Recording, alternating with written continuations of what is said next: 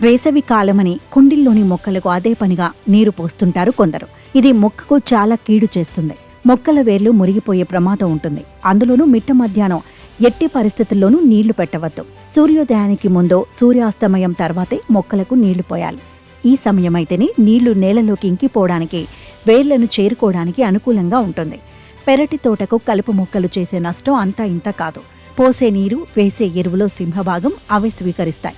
పెరటి మొక్కలను నిర్వీర్యం చేస్తాయి. కాబట్టి మొక్కల సంరక్షణలో మొదట చేయాల్సిన పని కలుపును ఏరివేయడం.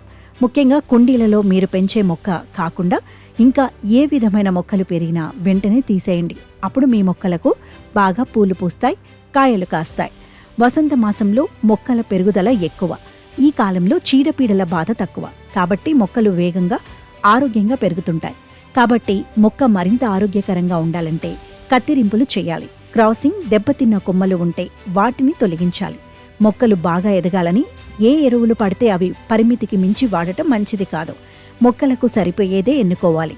నత్రజని ఆధారిత ఎరువులు వేసవికి అనుకూలంగా ఉండటంతో పాటు మొక్కల పెరుగుదలను ప్రోత్సహిస్తాయి.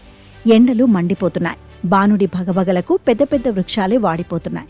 ఇక పెరటి మొక్కల సంగతి వేరే చెప్పాలా?